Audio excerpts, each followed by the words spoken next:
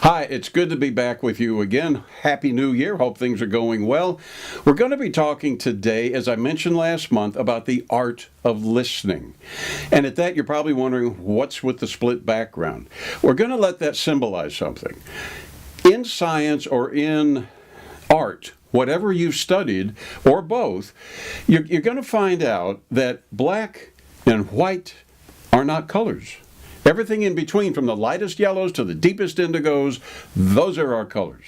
What we have here is black, which we're going to let symbolize. Actually, physically, scientifically, black is the absorption of all light.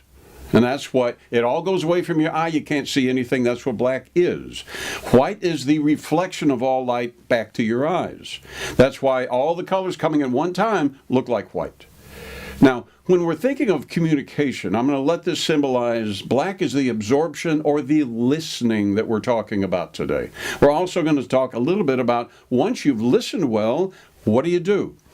All right, now keep in mind this listening thing, it can be a real advantage for you. When a difficult caller calls in, comes in, emails, whatever system of communication you're using, they have a lot of pressure. They may be emotionally suffocating, if you remember what that is when we talked about it in our training. What you're going to do is let them breathe again. You're going to give them air by understanding them, by listening. And by listening and reflecting back through the art of paraphrase that we're going to get to in a minute, they're going to feel much more at ease, and they're going to feel less suffocated, less tightness in the chest, and a real good feeling of, I can trust this person. This woman, this man is really here for me, and they're going to help me. Now, it doesn't matter if these are the people that turn off their power a few times a year, or the people that have all the money in Jackson or anywhere around. They all need to be listened to. They're all going to get suffocated, and they need you to help them resolve these issues. All right? Now, what is it? What are some disadvantages? Well, what are some advantages of good listening? Number one, you don't have to do all the talking. I don't know, that may not seem like an advantage to you, but you get to sit for a minute, contemplate what's going on, and understand somebody. Also, you're going to give them that air that I talked about. And then also, you're going to develop trust in them that they can speak to you at any time. Think about those as a group of advantages. Now, disadvantages, there really aren't too many disadvantages. You may not want to be their sole source of information or resolution because difficult callers are challenging. That's why they're called difficult callers. But when you are able to develop trust, it's going to go faster and smoother every time they call from then on out, because they're going to listen to you and you're going to be able to help them. Now, when you think about this, remember the paraphrase. Now, briefly, I'm going to review paraphrase. Paraphrase is when you are listening and absorbing and bringing in all that information, you're going to give it back to them in your own words. It doesn't have to be their words. In fact, you don't want it to be their words. You want to use the words that you're used to using. You're going to want to use words that define it to them. Maybe you pick up on some of the jargon from them that becomes important to them. They might use certain terms and you think, well, I'll use those same terms as I paraphrase. That way I'm not using just what I'm saying. I'm not exactly mirroring or parroting what they're saying. But if I use a term they use, then they'll understand me. You do that, you develop trust.